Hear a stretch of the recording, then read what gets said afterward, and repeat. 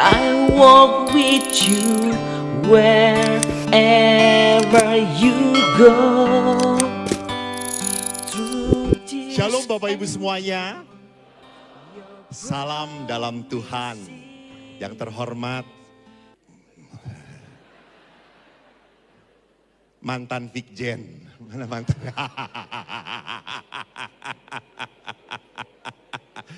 Selevel kita.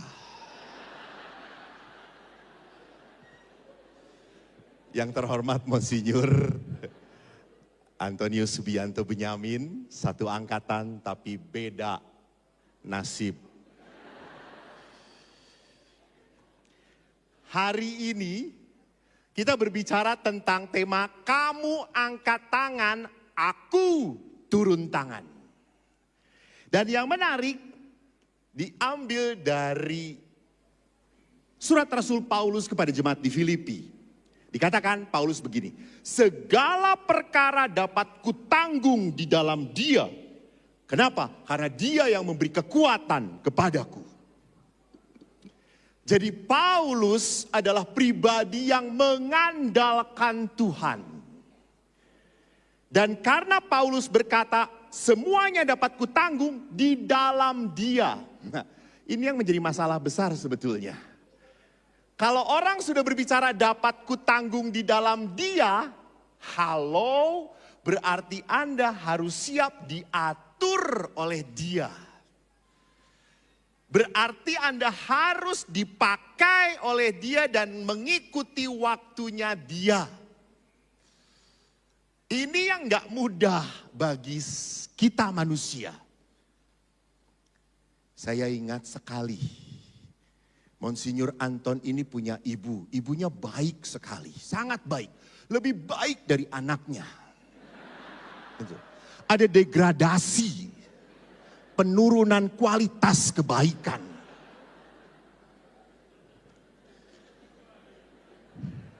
Kan saatnya.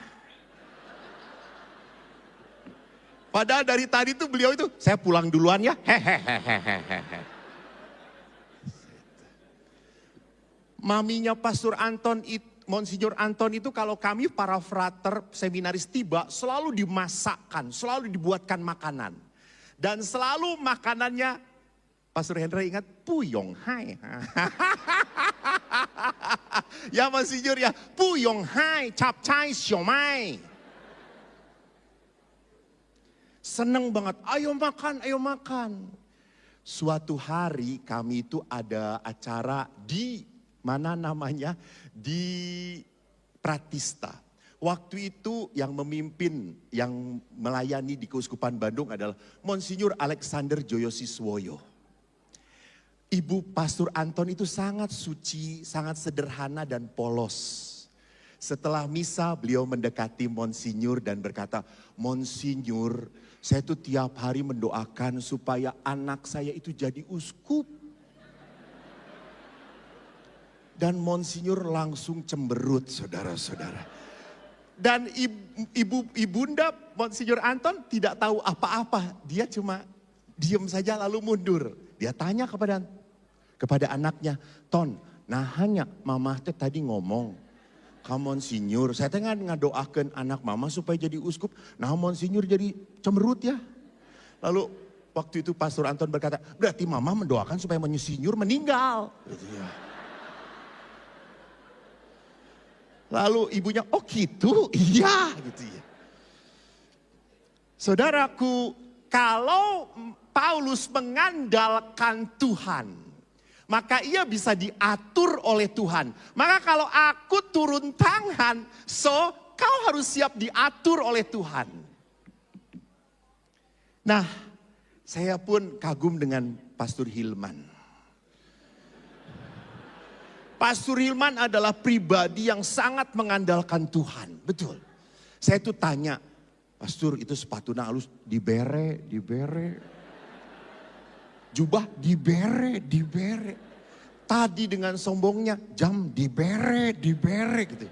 Jadi saya enak pisan jadi Vikjen diberean terusnya gitu. Beliau betul-betul mengandalkan Tuhan. Sampai begitu mengandalkan Tuhan, rambutnya tetap hitam. Kami satu angkatan, Pastor Hendra putih, Monsinyur putih, saya putih. Karena kami pakai otak kami.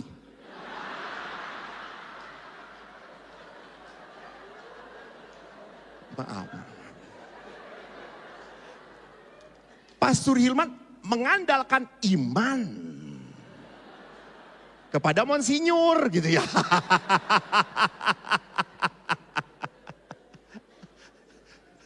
Jadi saudaraku yang terkasih, kalau kita mau berbicara tentang bagaimana mengandalkan Tuhan, mari kita lihat kisah dalam satu raja-raja tentang Nabi Elia. Nabi Elia harus berhadapan dengan seorang raja yang bernama Ahab.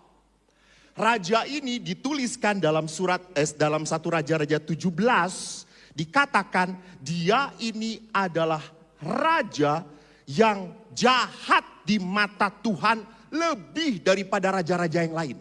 Jadi Ahab ini kacau. Lebih parah, Ahab ini mengambil Isabel, seorang putri Raja Sidon. Maka akhirnya Ahab menyembah Baal. Elia kecewa, Elia marah, Allah pun sakit hati. Maka Allah menjatuhkan hukuman kepada siapa? Orang Israel. Tidak akan ada hujan bertahun-tahun ke depan. Akan terjadi kekeringan di seluruh Israel. Dan raja harus cerita itu kepada siapa?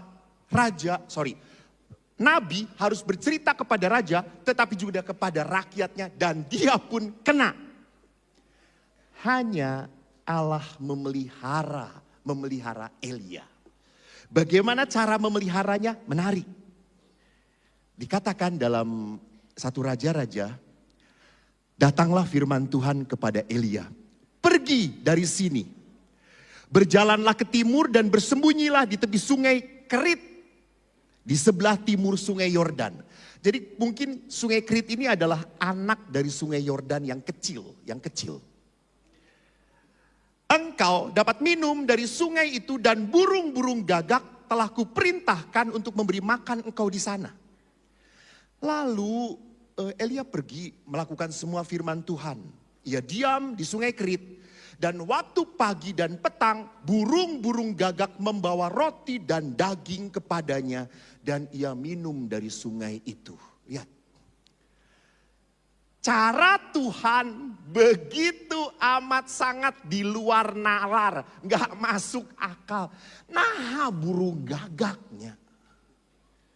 Kok bisa bawa roti? Lalu rotinya diserahkan kepada Elia. Lalu bawa juga makanan lain, daging diberikan kepada Elia. Kok bisa?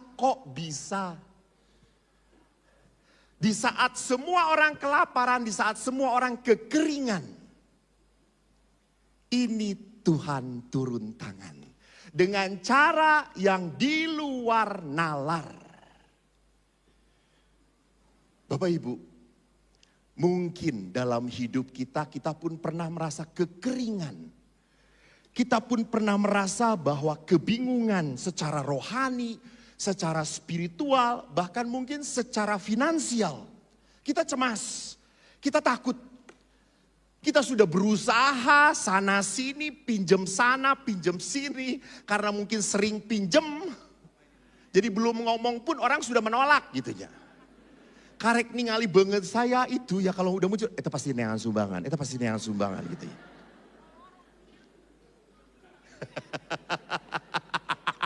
Betul, broaan ini adalah wajah yang sudah di-wanted saudara-saudara.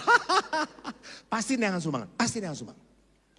Jadi seringkali kita sudah berusaha seperti apapun, tapi akhirnya sampai pada titik apa? Gak bisa, gak mungkin lagi. Gak mungkin. Kebetulan kemarin saya memberikan kebangunan rohani Katolik dan adorasi di Tomohon, Manado. Hari Minggu, Hari Raya Kristus Raja Semesta Alam, saya misa dengan Bapak Uskup. Jam 10, hujan deras. Makan siang pun hujan deras. Saya sudah ketar-ketir karena untuk kebangunan rohani itu ada 3.000 orang dan di lapangan cuma ada tenda doang. Semua tim berdoa, kusyuk. Kita sudah capek menyiapkan dan umat sudah semangat datang. Puji Tuhan, pukul 4 sore kering. Bahkan saya datang pukul 6, bintang bertaburan di mana-mana.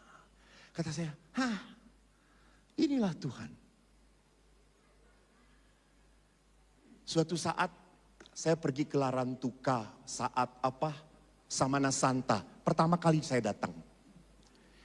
Lalu di sana itu kan ada pertemuan Tuan Ma, Tuan Ana di laut lah katakanlah, di Larung kayak gitu. Lalu Jumat sucinya, ibadat Jumat suci, itu Maria diarak dari kapel ke katedral di sana. Saya dengan uskup, dengan beberapa pastor sudah siap misa. Lalu kami itu di kantor keuskupan, di rumah uskup. Katedralnya di sebelah situ. Jadi kita harus jalan. Saya lihat mendung. Lalu saya tidak lihat ada satu panitia pun membawa payung. Kata saya, tidak seperti di Bandung. Semua siap, cap. Oh siap semuanya. Menyambut. Ini nggak ada yang bawa payung. Saya datang kepada Pak Uskup, Monsinyur, nanti pasti kalau kita mulai jam 3 ibadat, pasti kita kehujanan, Monsinyur. Monsinyur itu berkata, tenang Romo. Memang waktu Maria masuk nanti akan hujan deras, betul. Tuhan menyucikan tempat ini. Dan nanti setelah Bunda Maria masuk, hujan itu akan berhenti. Percaya Romo. Terus saya tuh tunduk. Uskup masih ada yang seperti ini ya. Lalu betul itu, hujan deras sekali. Dan Bunda Maria waktu diarak kehujanan. Para pengarak pun kehujanan. Saya berkata dalam hati, rasain. Sok, cek saya. Dan waktu Maria sampai ditempatkan di dalam katedral. Itu hujan seperti kerannya ditutup, langsung mati. Dan uskup nengok pada saya. Lalu uskup berkata, lihat Romo. Dan saya, ampuni saya orang berdosa Monsinyur. Betul. Impossible, di luar nalar. Sama Bapak Ibu. Kalau Anda sedang mengalami kekeringan, jangan lupa Tuhan itu memelihara Anda. Hanya pertanyaannya, apakah Anda siap menerima pertolongan Tuhan? Siapa yang diutus Tuhan? Seringkali hal yang tidak bisa kita kira. Tidak bisa kita prediksi. Kita tidak bisa memikirkan, pasti dia yang menolong. Tahu-tahu orang lain. Itu. Saya teringat waktu saya seminari. Ini adalah hal yang terbaik yang pernah diberikan oleh Monsinyur Anton dalam hidup saya. Kan boleh memuji dong. Saya waktu di seminari kelas 2 apa kelas 3 aku lupa. Waktu itu kami pemilihan. Pemilihan apa? Pemilihan setelah seminari mau masuk mana? Projo, kongregasi atau ordo. Asli, saya itu tadinya mau masuk Projo Bandung. Bayangkan kalau saya masuk Projo Bandung, semakin ditindas.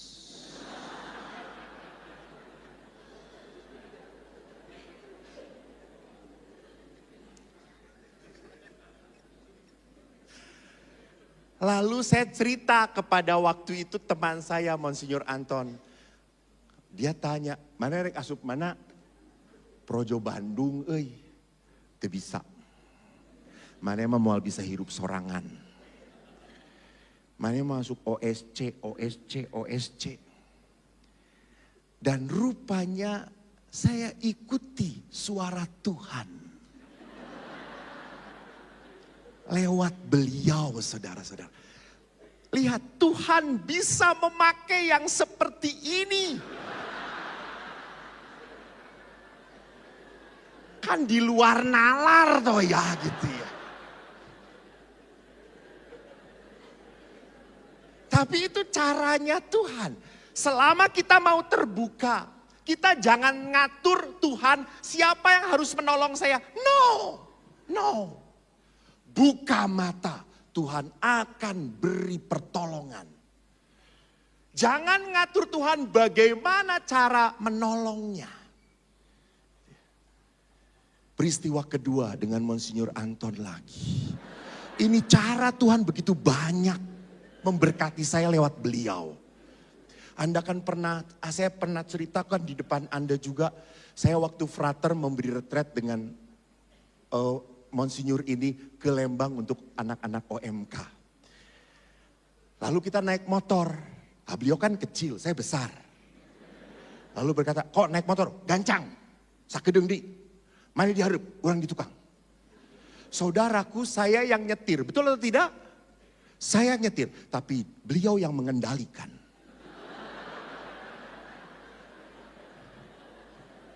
Belum jadi uskup pun sudah menguasai saudara-saudara. Waktu itu masih frater.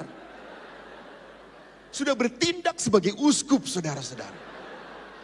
Saya kan nyetir ke motor kan dia nongol huluna di dia gitu. Kan moal mungkin di dia mandaletik gitu. Cek seti naon itu gitu.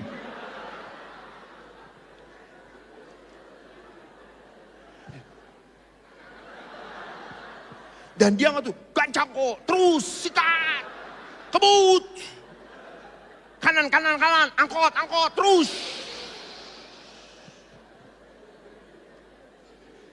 Ingat Monsinyur, dekat Ranca Badak, ada belokan. Yang satu ke kanan, yang satu lurus. Kita ke Lembang tinggal lurus.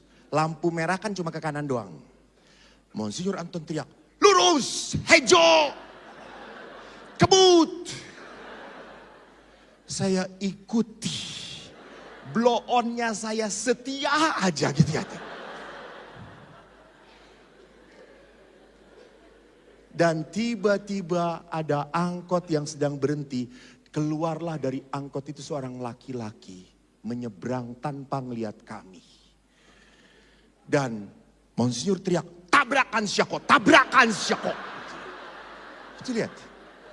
Dia yang ngatur, gua yang disalahin.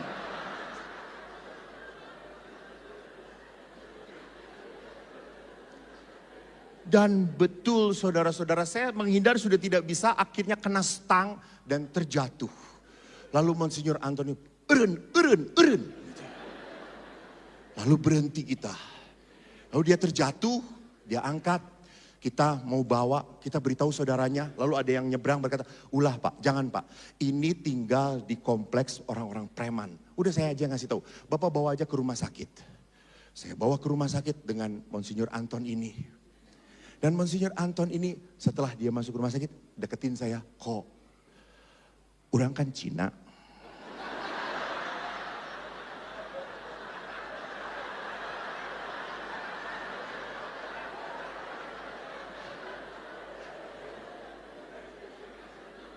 Mana kan Jawa. Kemun mereka nyahuk diperes. Saya ngasih retret ya, kamu di sini. Bodohnya saya, bener Ton. Ya. Begitu taatnya saya dengan suara Tuhan, saudara-saudara.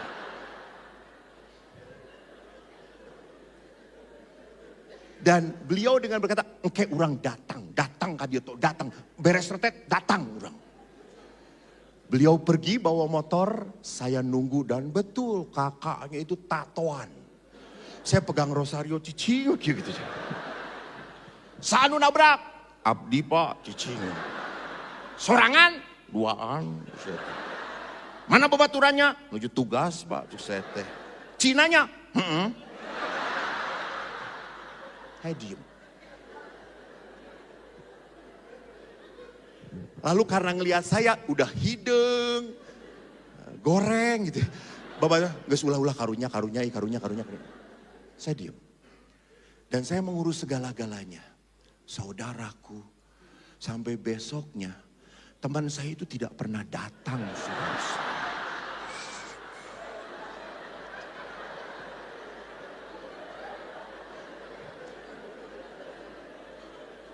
Saya pulang ke biara mau mandi.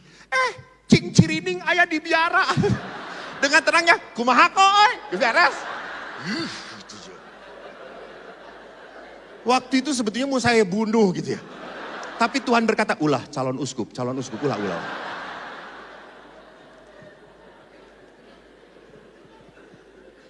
Jadi saudaraku, lihat.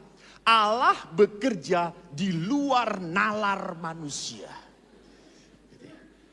Saya harus berani apa? Bermain dengan Tuhan. Saya harus berani mengikuti apa maunya Tuhan. Bahkan di babak berikutnya lebih parah lagi. Bukan di kitab suci gitu ya. Semua berpikir tentang Monsinyur ya.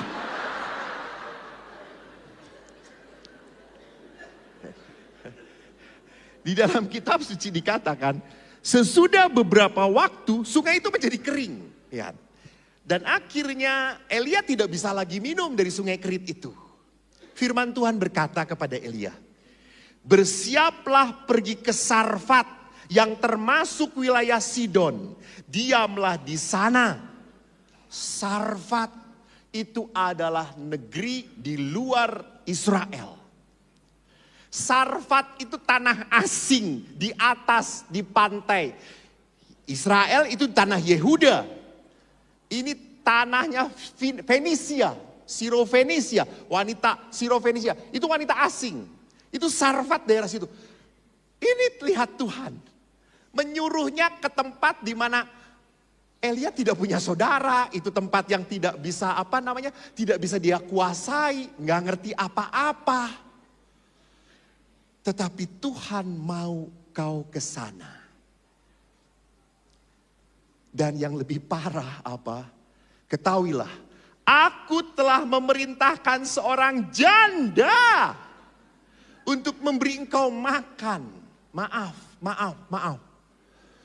Di dalam tradisi Yahudi, wanita itu adalah orang-orang yang tidak diperhitungkan. Apalagi janda. Beda dengan janda sekarang ya, jangan katakan ya. Janda sekarang bisa nyetir uskup. Tapi bukan uskup Bandung, bukan.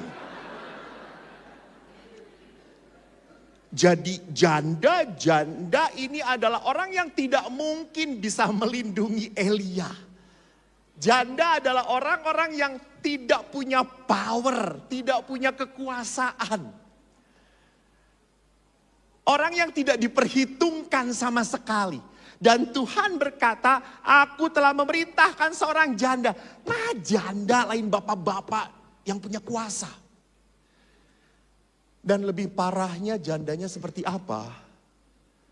Lalu pergi ke Sarfat. Setelah ia sampai ke pintu gerbang kota, tampaklah seorang janda sedang mengumpulkan kayu api. Ia berseru kepada perempuan itu. Elia berseru, coba ambil bagiku sedikit air dalam kendi supaya aku minum. Janda itu memberi minum. Lalu dia berkata lagi, coba ambil juga bagiku sepotong roti. Perempuan itu menjawab, demi Tuhan Allahmu yang hidup. Artinya apa? Dia jujur, demi Tuhan teboga. Jadi dia mengatakan, demi Tuhan tidak ada roti padaku sedikit pun. Kecuali segenggam tepung dalam tempayan dan sedikit minyak dalam buli-buli. Sekarang ini aku sedang mengumpulkan 2-3 potong kayu api. Kemudian aku pulang mengolahnya bagiku dan bagi anakku. Setelah kami memakan, maka kami akan mati. Hah! Bukan janda kembang. Bukan janda tajir. Janda nu teu bogana naon. Itu yang mau menolong Elia. Ini dua orang frustrasi ketemu saudara-saudara. Elia tidak bisa menghidupi dirinya, janda ini pun sama. Dia hanya punya segenggam tepung dan sedikit minyak dalam buli-buli. Namun apa yang terjadi? Apa yang terjadi? Elia berkata, jangan takut, pulanglah. Lakukan seperti yang kau rencanakan. Tapi sebelumnya buat dulu roti kecil bagiku. Dan apa yang dilakukan oleh wanita itu? Wanita itu pun berbuat seperti yang dikatakan Elia. Saudaraku lihat. Elia percaya pada Tuhan. Walaupun menurut perhitungan Elia, janda ini kan punya tepung sedikit, segenggam. Minyak cuma kecil untuk menggoreng, lalu setelah itu makan dan mereka pun siap mati. Tetapi Elia percaya Tuhan sudah mengatakan, aku sudah mengutus janda itu untuk menolong kamu. Maka Elia berkata, firman Tuhan. Dikatakan apa? Beginilah firman Tuhan, tepung dalam tempayan itu tidak akan habis dan minyak dalam buli-buli itu pun tidak akan berkekurangan. Elia mengatakan kepercayaannya kepada janda itu dan akhirnya janda itu pun melakukan apa yang diminta Elia. So, what happened? Tepung dalam tempayan itu tidak habis dan minyak dalam buli-buli itu tidak berkekurangan. Seperti firman Tuhan yang diucapkan dengan perantaraan Elia. Jadi ini dua orang yang tidak mampu, dua orang yang tidak bisa menyelamatkan dirinya, tetapi karena percaya dan taat pada Tuhan, mereka menikmati kelimpahan, kelimpahan, kelimpahan. Tidak habis-habis. Apa yang mereka punya malah terus ada, terus ada. Saudaraku, inilah ketaatan. Inilah iman. Kalau Anda sudah tidak mampu apa-apa, Tuhan baru bisa turun tangan kalau Anda percaya. Dan tidak hanya percaya, tetapi taat dengan apa yang Tuhan katakan. Taat. Kemarin saya memberikan kebangunan rohani di Santo Bartolomeus, Bekasi. Sebelum saya ke bangunan rohani, saya mengunjungi seorang anak muda. Dari pasangan bapak ibu yang aktif di gereja. Anak nomor 3 bernama Kristo. Dia kuliah di UI Depok. Setiap Sabtu Minggu dia pulang ke rumah. Rumahnya yaitu di daerah Bekasi. Aku tidak terlalu pekayon atau apalah, lupa. Pada suatu hari Kristo ini mau pulang ke Depok hari Senin pagi. Dan tiba-tiba dia menabrak pemisah jalan dan jatuh percis kepalanya. Akhirnya dia harus menerima dirinya lumpuh total. Terbaring 12 tahun sudah dia terbaring. Bapak ibunya merawat dia dengan penuh kasih sayang.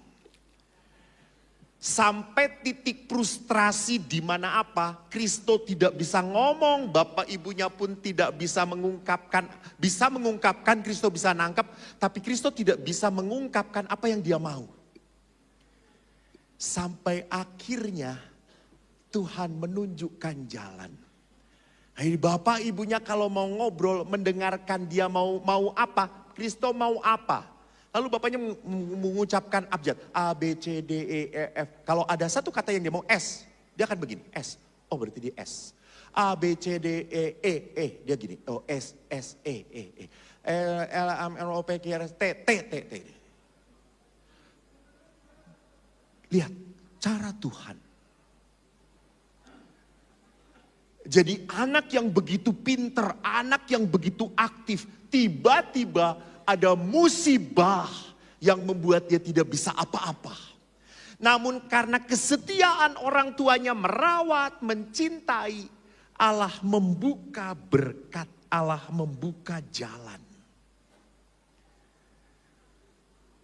Itulah saudaraku. Itu kalau Tuhan turun tangan. Tuhan mampu melakukan apapun.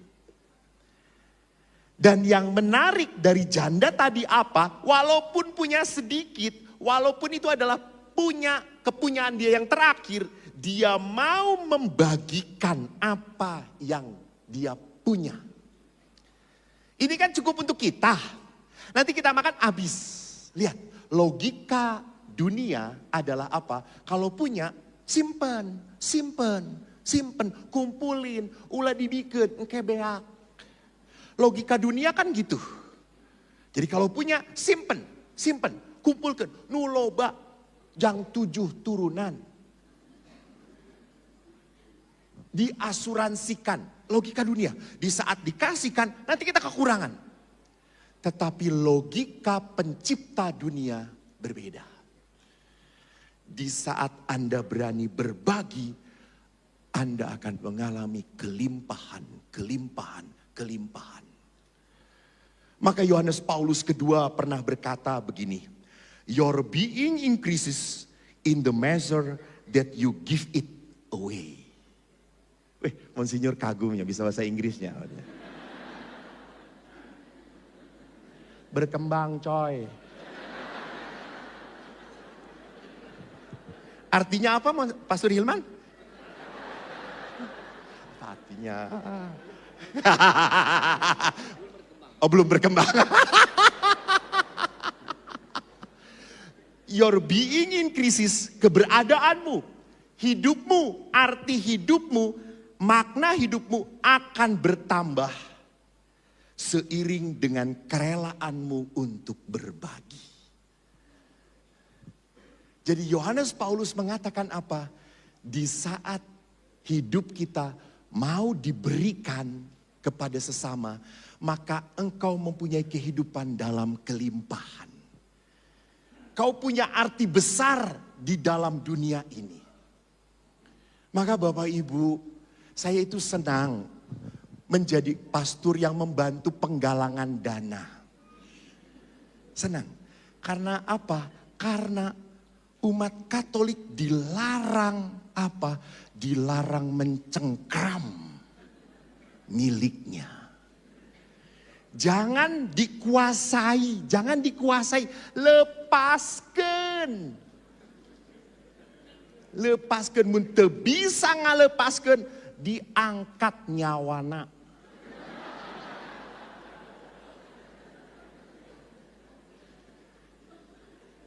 Jadi dalam hidup kita, justru kita diciptakan oleh Allah. Yang selalu saya ingatkan, bukan untuk hanya menikmati berkat, tetapi juga berani seperti janda, membagikan. Berbagi itu bukan masalahnya, urang boga loba, henteu.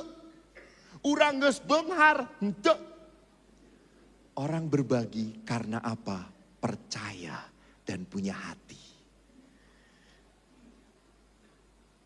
Ibu-ibu, bapak-bapak, saya kan pernah mencari dana untuk gereja Dumaring di Kalimantan Timur, walaupun itu masuk ke Uskupan Tanjung Selor. Saya sebetulnya gak mengira, cuma oleh pastor mudanya, Romo kita buat TikTok yuk. Karena gerejanya dibangun tidak jadi-jadi terus, karena umatnya cuma pegawai tukang sawit, gak bisa nambahin lagi gitu ya. Jadi gereja waktu itu cuma dinding, atap, dan gak ada baru rangka, lalu belum ada atapnya. Dindingnya pun belum dipelur. Terus saya cerita ngomong, minta tolong bantu. Dan Anda tahu begitu dahsyatnya Begitu murah hatinya orang Katolik. Pasturnya ini sampai ngeprintin laporan keuangannya ke saya. Dari dana yang tersisa tinggal dari 90.000 dalam 3-4 bulan menjadi 2,5 M. Banyak orang Katolik yang baik. Banyak orang Katolik yang baik. Banyak orang Katolik yang punya kasih. Banyak orang Katolik yang mau apa? Mau berbagi berkat. Biarkan orang lain pun merasakan mujizat. Dan anehnya, walaupun Anda ngasih, Anda nggak akan miskin. Tadi seperti Bapak Uskup mengatakan, Anda diajar untuk sederhana. Sederhana. Lihat Pastor Hilman, sederhana. Yang mewah cuma kumisnya doang.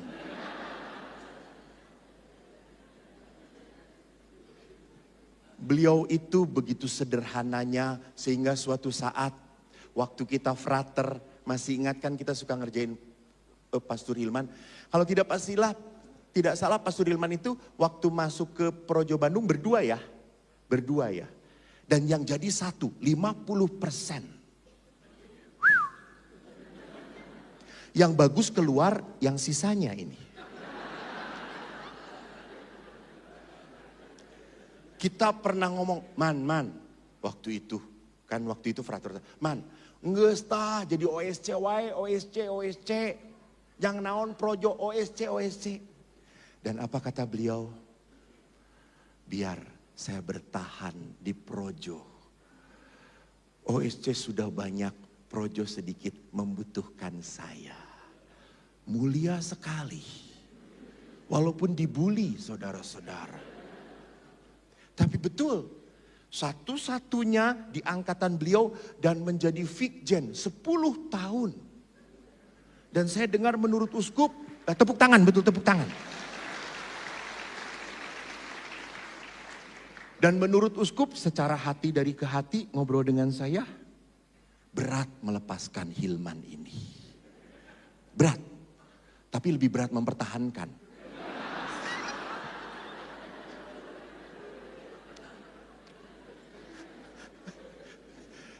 Jadi Bapak Ibu, mari kita belajar kembali. Ini adalah misa tutup tahun kita, betul. Anda sudah ikut kursus evangelisasi pribadi. Saya yakin Anda mengalami sebuah perjumpaan dengan Tuhan. Anda mengalami dirubah oleh Tuhan. Saya kagum banyak orang-orang KEP selalu berkata, kami dirubah oleh Tuhan. That's good. Yang paling sulit itu bukan berubahnya. Yang paling sulit itu apa? Bertahan. Bertahan jadi baik itu sulit sekali. Maka bagaimana saya harus bertahan? Seperti janda miskin tadi. Berani apa? Mengandalkan Tuhan. Percaya. Maka saudaraku, pertama, hidup kita harus mau diatur oleh Tuhan. Bukan Anda yang punya hidup, Allah yang punya hidup. Maka kalau manusia harus diatur oleh Tuhan, you must know God's plan, not your plan. Rencana Tuhan, bukan planningnya saya, bukan. Allah tidak butuh planning Anda. Allah mau memakai Anda. Ingat, bukan Anda menyodorkan proposal pada Tuhan. Tuhan, arek nu mana? No. Allah punya proposal baik untuk kita. Maka kita harus mengikuti God's plan, not your plan. Dan terakhir, saudaraku, setialah mendengarkan Tuhan. Di saat Anda setia mendengarkan Tuhan artinya apa? Anda menjadi pribadi yang berbelas kasih. Maka mari kita percaya mujizat itu masih selalu ada. Di saat Anda berani berbagi, tidak akan pernah ada kekurangan. Justru kelimpahan yang akan Anda alami. Kita berkumpul di tempat ini sebagai umat beriman akan bersama-sama peduli pada korban bencana alam di Lewotobi, Larantuka. Mungkin Anda mendengar bagaimana suster komunitasnya hancur, seminari, apa itu seminari? Hokeng apa ya? Hokeng ya, Hokeng hancur juga.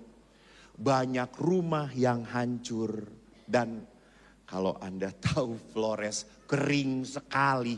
Mereka tidak mungkin bisa hidup kembali tanpa belas kasih pertolongan kita, tanpa tangan kita. Maka terima kasih kepada panitia, Anda sudah punya hati. Bukan hanya memikirkan Bandung, tapi memikirkan umat manusia. Memikirkan orang yang sungguh sangat membutuhkan pertolongan kita. Maka Bapak Ibu, tadi misa itu kolekte. Sekarang belas kasih. Beda. Jadi kalau kolekte mah kan kewajiban. Kalau belas kasih, upahmu besar di surga. Jadi nanti panitia akan menyebar kembali kantong-kantong tadi, silahkan diisi. Di sini pun akan ditampilkan tiris.